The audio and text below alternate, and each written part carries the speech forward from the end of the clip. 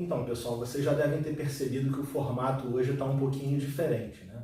Eu sou o Hugo Queiroz, criador do canal Credo, que começou com uma linha de vídeos que se propunha a fazer análises dos elementos religiosos da conjuntura política, social e até cultural. Esse canal nasceu no final do ano passado e aí no início da pandemia de Covid eu resolvi abrir mais uma seção chamada Vlog. E a intenção era dentro do vlog fazer vídeos mais soltos, mais espontâneos, sobre temas mais gerais da conjuntura política que não fossem tão ligados a questões religiosas. Enfim, mas quem me conhece de perto sabe que eu não sou nenhum gênio, que para trazer qualquer conteúdo para vocês eu tenho que pesquisar e lapidar bastante. Então, mesmo no formato de vlog, que eu pretendia que fosse mais livre, sem roteiro, eu acabei também me apegando ao roteiro e às pesquisas. Então eu tenho duas playlists hoje no canal. A do canal Credo em si, que é uma playlist com vídeos mais eruditos, digamos assim, que trazem um elemento teológico até mais denso. Eu me baseio em notícias não da atualidade, mas eu pego notícias até antigas, como uma forma de estudo de caso para trazer elementos teológicos que sejam relevantes para a leitura da realidade.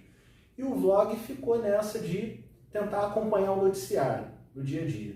Mas eu confesso para vocês que isso é muito difícil para mim. Eu não vivo de YouTube, eu estou muito longe disso. Eu estou com um canal aí que tem menos de um ano e ainda não consegui atingir 200 inscritos. E aí eu peço, se você está me assistindo e não se inscreveu no canal ainda, que se inscreva. Você que já me acompanha ao longo desses 10, 11 meses, compartilhe com os amigos. Eu estou com a meta de tentar bater pelo menos 200 inscritos até agora em dezembro, no final de dezembro. Então eu resolvi abrir essa coluna chamada Freestyle, que em inglês quer dizer estilo livre, justamente para isso, para fazer esses vídeos de uma maneira mais livre, sem roteiro, abrir o noticiário e fazer os comentários. E também não ficar tão preso a elementos religiosos da conjuntura. A gente sabe que a gente vive num governo de extrema direita, no nível federal. Aqui no Rio de Janeiro a gente veio de uma experiência péssima, de tanto Estado quanto município serem governados também pela extrema-direita. Então a gente teve, digamos assim, uma conjunção astral horrorosa de termos uma linha política, um campo político que manipula símbolos religiosos o tempo todo, nos governando a nós cariocas, desde o governo federal, passando pelo estadual até o municipal. Então é inevitável que a todo momento tivesse ali um elemento religioso presente na conjuntura política, social, cultural e extraísse para fazer alguma análise. Só que esse esforço de criação que eu fiz do canal Credo, eu pretendo que tenha pelo menos aí uma vida longa. E a gente sabe que a extrema-direita não vai ficar para sempre aí no governo usando de líderes religiosos e manipulando símbolos religiosos.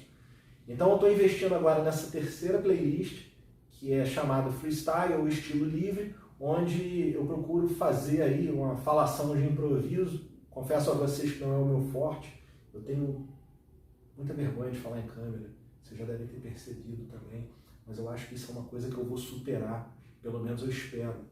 Então a meta é sempre assim, abrir o noticiário, abrir o jornalzinho virtual, que agora é no computador, e fazer uma leitura sobre algum fato político relevante para nós. Então, passada essa breve e longa introdução, eu queria conversar com vocês sobre a lista dos detratores do governo federal. Parece que a Secretaria de Comunicação, a SECOM, encomendou a uma empresa de comunicação privada um monitoramento de jornalistas, influenciadores, figuras públicas que se pronunciam sobre o governo na internet. E aí essa agência classifica essas pessoas como apoiadores neutros.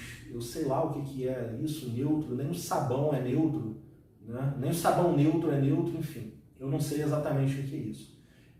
Apoiadores, sei lá, puxa-saco, né, do governo, enfim, eles têm um nome. E quem critica o governo, quem faz uma análise crítica do governo, ganhou o nome de detratores. Enfim, para mim é uma coisa meio chocante a gente, em pleno século XXI, está convivendo com um governo de uma república que se presta ao papel de usar a sua Secretaria de Comunicação para encomendar a um órgão, a uma entidade externa, um monitoramento do que os seus cidadãos falam na internet sobre o governo. Em primeiro lugar, eu acho que o maior detrator do Brasil é o próprio governo federal. graças a Bolsonaro e companhia, o Brasil virou chacota na comunidade internacional, nós nos tornamos párias, nós votamos na ONU juntamente com nações retrógradas em temas como liberação das drogas, políticas públicas voltadas à contracepção e aborto. Enfim, eu acho que o maior detrator desse país chamado Brasil é o próprio governo federal. Quando a imprensa publicou essa lista dos detratores, nas minhas redes sociais, ali pelo menos na minha bolha, eu vi uma galera, não muita gente, fazendo uma chacota e tal, o que eu acho até compreensível, porque o nível de bizarrice do governo Bolsonaro é tão grande que muitas vezes os cidadãos têm que recorrer à comédia para poder sobreviver com alguma saúde, no mínimo mental. Então acho que a gente já se acostumou, né, a fazer meme, piadinha e tal. E aí vem as perguntas, pô, você não está na lista de detratores do governo, pô, você está mal e não está criticando bastante.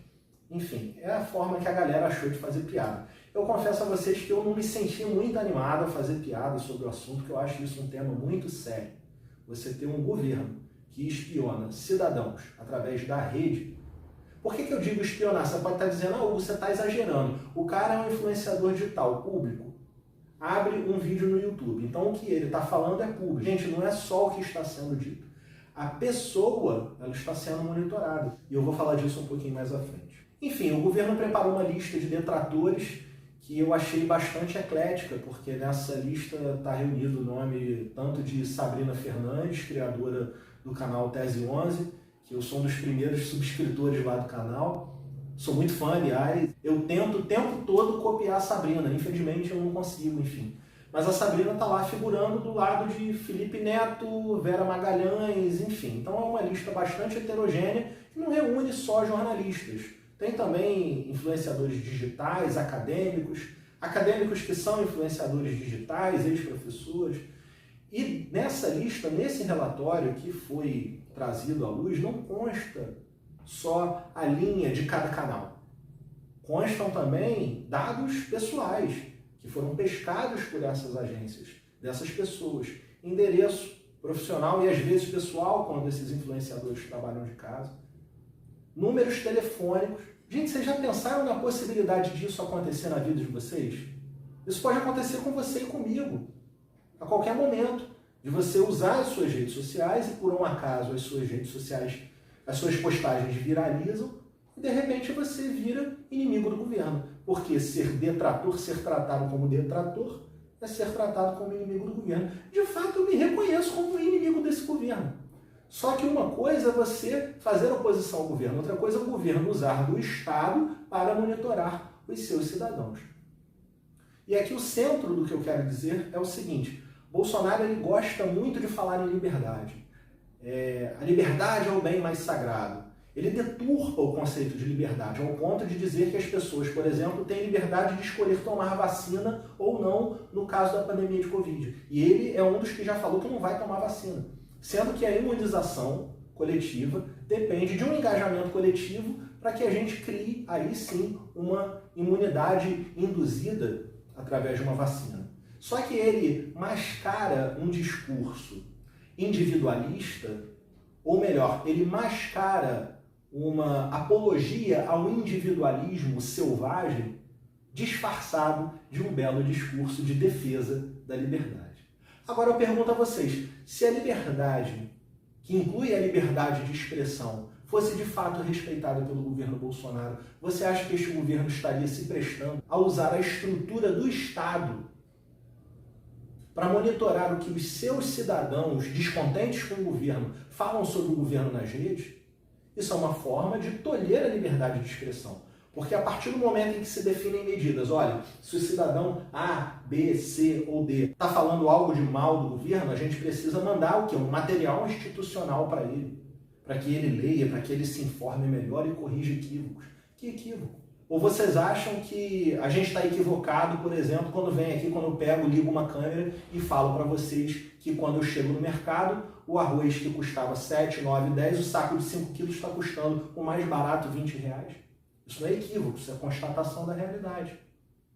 Que hoje você vai no mercado E, no meu caso, eu estou praticamente proibido de comprar carne vermelha, carne bovina, porque o preço é proibitivo. O preço é para afastar. Aqui em casa agora a gente só está comendo carne de frango, carne de porco, que são carnes mais baratas. O meu salário eu não consigo mais comprar uma carne bovina. Quando eu falo isso, qual é o equívoco? Você acha que eu estou falando errado, por exemplo? Você acha que você que faz compra, você que vive de salário que nem eu, você acha que existe algum equívoco nisso que a gente está falando? Não, né? Bom, e a outra coisa que foi dita foi sobre monitoramento preventivo de postagens. Como é que o governo pretende prevenir essa postagem que eu estou fazendo agora? A gente vai ser o quê? Monitorado? Meu celular vai ser hackeado? Como é que o governo vai prevenir que eu diga o que eu estou dizendo aí para você agora? Ou melhor, como é que ele vai evitar? Porque a prevenção supõe isso, né? Você evitar que o mal aconteça. Então você tem que se prevenir, porque o ditado diz, prevenir é melhor do que remediar. Então digamos que esse vídeo que eu estou botando na rede é um mal. Uma vez que ele está na rede, ele só pode ser remediado por material do governo, né? Aqueles que eles mandam. Mas e essa prevenção? Vem do quê? Vai me proibir de postar? Vai proibir outras pessoas? E por fim eu quero prestar minha solidariedade aqui, e essa foi a principal motivação de eu começar aqui a minha playlist de freestyle hoje. Eu vi lá que na lista de detratores do governo figurou o Portal do José, que eu conheço como Júnior, né? Que é um advogado, professor universitário, que atuou no ramo da comunicação durante muito tempo, que tem um bar aqui, um excelente café aqui no centro da cidade, e que é meu amigo, meu colega, meu amigo, e eu venho aqui através desse vídeo prestar essa solidariedade ao Júnior, que ao que parece figurou na lista de detratores do governo devido ao seu trabalho Portal do José. Por que eu sou solidário a ele? Bom, a minha caminhada política não começou de hoje. Primeiro que ela não começou virtual, através de um vídeo no YouTube. Ela começou lá atrás, na minha condição de trabalhador, né, em que eu passei então a militar no movimento sindical, e um pouco antes disso eu me filiei a um partido de esquerda, me filiei ao PSOL do Rio de Janeiro e lancei uma candidatura a vereador no ano de 2012, quando eu tinha 28 anos de idade. Então assim, eu ainda estava na casa dos 20 anos, um jovem trabalhador petroleiro, recém-entrado na política ativamente partidária, na condição de candidato. Antes disso eu já havia me filiado ao partido, obviamente, já tinha feito campanha de rua para políticos amigos que se filiaram ao PSOL. Eu comecei a me ligar no PSOL fazendo a campanha do Mozart Noronha, na sua candidatura para deputado estadual do Rio de Janeiro, e acabei me aproximando, me envolvendo mais e mais, e aí no pleito seguinte eu estava me candidatando a vereador aqui na capital. E uma das poucas pessoas influentes que me deu um enorme apoio nesse trabalho foi justamente o Júnior, que faz o Portal do José. Ele tem um bar aqui no centro da cidade, na verdade é um café, um bistrô café, muito bonito, excelente, por sinal que está fechado desde o início da pandemia. Ele preferiu fechar por medida preventiva. Se você passar lá na porta agora, enquanto vários bares estão abertos no centro, o dele está lá fechado. E aí no ano de 2012 ele abriu o café para mim e eu pude fazer ali um show de lançamento da campanha. Não foi um showmício, claro, porque a lei eleitoral proíbe esse tipo de coisa, mas foi um show de lançamento de campanha. A gente conseguiu colocar 200 pessoas lá na casa, e aí eu conheci o Júnior numa reunião do pessoal, que alguém levou ele, a gente começou a bater papo e tal. Eu falei, poxa, eu queria fazer um show de lançamento da campanha. Ele não pode fazer lá no meu espaço. E aí eu fui, fiz, recebi todo o apoio dele, não me cobrou um centavo para fazer o evento. A única coisa que ele acertou comigo foi o seguinte: olha, o DJ, ele é pago, ele é contratado. Eu vou deixar o pagamento do DJ, que é quem vai animar a tua festa hoje aí, por tua conta. E assim eu fiz. Fiz o show de lançamento de campanha, a gente colocou uma entrada solidária que serviu para financiar os materiais de campanha, que na época eu recebi R$0 do pessoal, então eu tive que bancar tudo no meu bolso. E metade do que eu arrecadei para fazer a campanha foi nesse show que eu fiz no Lapa Café, a um custo zero, por incentivo do Júnior. Então, Júnior, se você estiver me vendo, eu queria dizer que até hoje eu sou eternamente grato por esse apoio que você me deu, né? Estou solidário com você.